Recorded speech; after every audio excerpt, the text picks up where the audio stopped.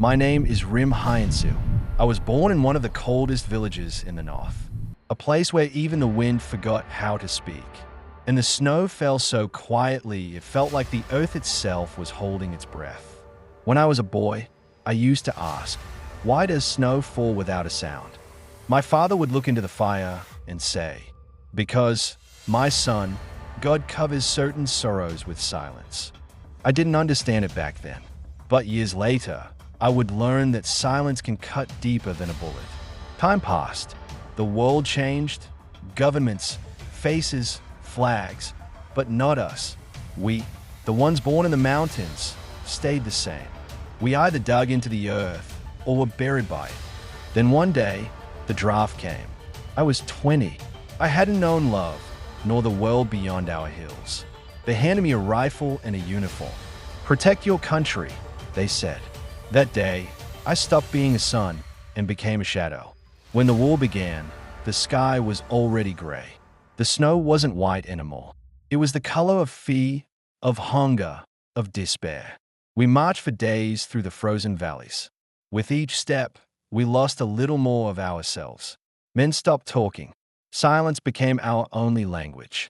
One night, our commander gathered us around the dying fire. He said, tomorrow, you head to the foot of a silent mountain. There's a village there. The enemy might be hiding among them. Eliminate the threat. The silent mountain. I had heard of it before when I was a child.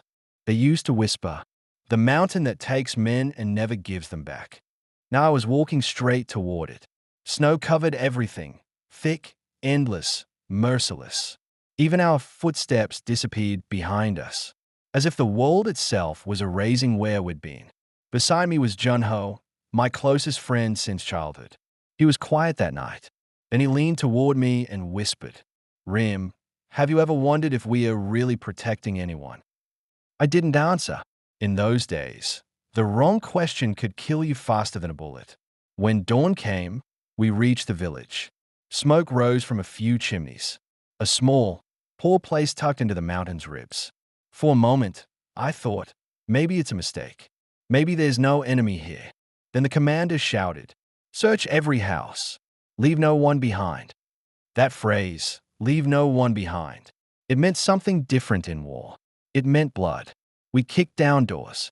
Inside, only frightened faces, old men, women clutching their children, and silence. Always silence. I remember one door in particular. When I opened it, she was standing there, a woman holding a little boy. Her eyes met mine, and in that instant, everything else faded. The wind stopped. Even the snow seemed to hang in the air. She looked right at me, not with hatred, not with fear, but with something deeper, acceptance, as if she already knew how the story would end. The commander's voice broke the moment. Orders are orders. Fire. My hands were trembling. The rifle felt like it weighed 100 pounds. She whispered something. I could barely hear her. She said, my child was like you. Time shattered. I don't know if I pulled the trigger, but Junho did. The gunfire echoed across the mountains. The woman fell, and the boy screamed, a sound that split the sky. That scream never left me. It still lives in my bones.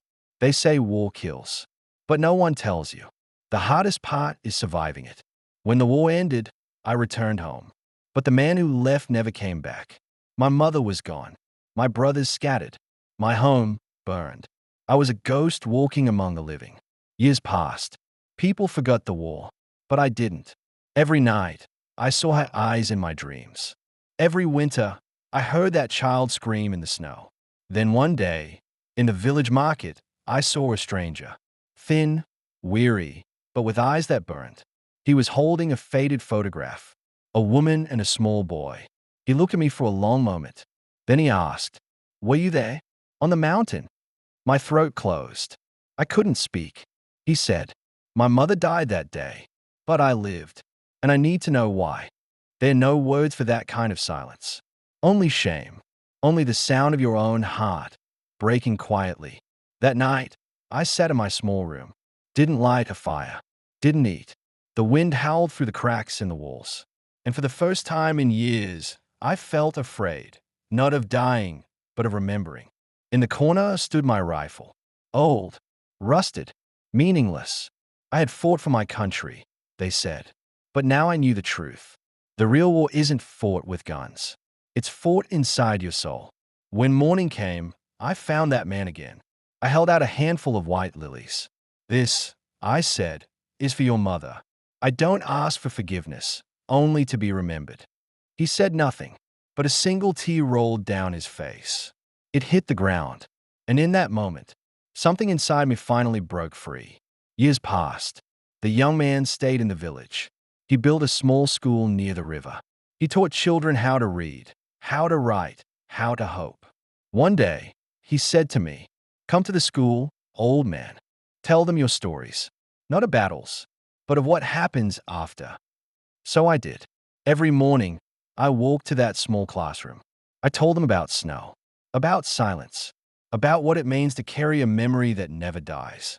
Sometimes, I told them, there are sounds you can't hear, but they never stop echoing. One winter night, I climbed the silent mountain again. The air was sharp and thin, the kind that cuts your lungs just to remind you you're alive. The ruins of that village still stood there, half buried in snow, and in the moonlight, I saw something glinting near a broken wall. I brushed the snow away. It was a torn piece of cloth, a small baby's blanket, stitched in red thread with a single word. Hote. I fell to my knees, touched the ground. It was cold, but alive. I didn't forget you, I whispered. Not you, not the boy, not that day. A snowflake landed in my palm. It didn't melt, and for the first time in decades, I prayed. Now, I live alone, in a small wooden hut at the foot of the silent mountain. Every morning, I sit by the window and watch the light crawl across the peaks. The wind still whispers the same thing to me. The war may end, but peace doesn't always come. And yet, sometimes I think, maybe peace doesn't live in treaties or flags. Maybe it lives in that one tea, that one small act of kindness, that single moment of remembering. My name is Rim Hyensu. Once, I was a soldier. Now, I'm just a man who listens. To the wind, to the snow, to the echoes of what we've done. If you ever stand at the foot of the silent mountain, you might not see me, but if you listen closely, you'll hear a whisper carried by the wind. War kills the body, but guilt keeps the soul alive. Man does not seek forgiveness. He only wishes to be remembered.